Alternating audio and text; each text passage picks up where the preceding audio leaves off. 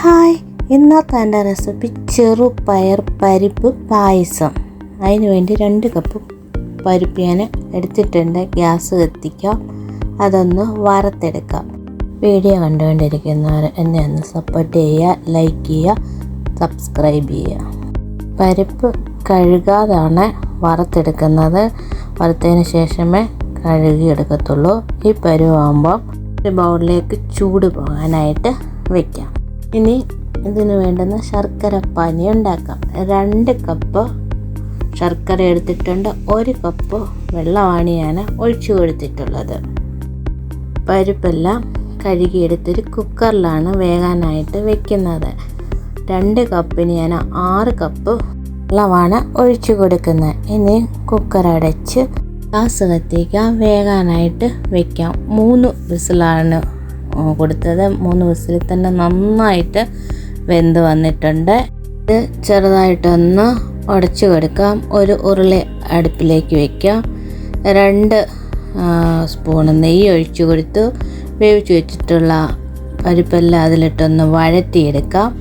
വഴന്നതിന് ശേഷം ശർക്കരപ്പാനി ഒഴിച്ചു കൊടുക്കാം. ശർക്കരപ്പാനിയും പരിപ്പും നന്നായിട്ടൊന്ന് തിളയ്ക്കുമ്പോൾ ചവ്വരി ഇട്ട് കൊടുക്കാം. ഇഷ്ടമുള്ളവർ ഇട്ട് കൊടുത്താൽ മതി. ഞാൻ ഇട്ട് കൊടുക്കും ശർക്കര വെക്കുന്ന പായസത്തിനകത്ത്. ഇതെല്ലാം നന്നായിട്ടൊന്ന് തിളച്ച് വന്നിട്ടുണ്ട്.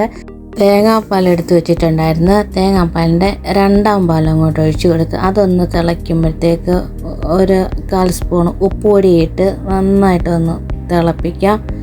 അതിന് ശേഷം ചുക്കുപൊടി 1/2 സ്പൂണ്, ജീരകപ്പൊടി 1 ടീസ്പൂണ്, ഏലക്കാപ്പൊടി എല്ലാം ടീസ്പൂണിലാണ് 1/2 സ്പൂണൊക്കെ ഞാൻ ഇട്ടിരിക്കുന്നത്. ഏലക്കാപ്പൊടി കുറവായതുകൊണ്ട് 1/2 ടീസ്പൂണും കൂടെ ചേർത്ത് കൊടുത്തു. ഇനി തേങ്ങാപ്പാലിൻ്റെ 1ാം പാലും കൂടെ ചേർത്ത് കൊടുക്കാൻ. തീ ഓഫാക്കിയതിന് ശേഷമാണ് ഞാൻ ഒഴിച്ചു കൊടുത്തിട്ടുള്ളത്. ഇനി ഇതിന് വേണ്ടുന്ന തേങ്ങാക്കൊത്തും കാഷ്നട്ടും വറുത്ത് കൊടുക്കുക. അതിനൊരു പാൻ അടുപ്പിലേക്ക് വെച്ച് കൊടുക്കാം. ഒരു 3 സ്പൂണോളം നെയ്യ് ഞാൻ ഒഴിച്ചു കൊടുത്തിട്ടുണ്ട്. എല്ലാം നന്നായിട്ട് വറുത്ത് പായസത്തിലേക്ക് ഒഴിച്ചു കൊടുക്കാം.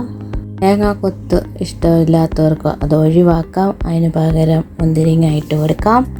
ഓണമൊക്കെ വരിക, എല്ലാവരും ഇതുപോലെ ഒന്ന് ട്രൈ ചെയ്യുക. മറ്റൊരു വീഡിയോ കാണാം. ബൈ.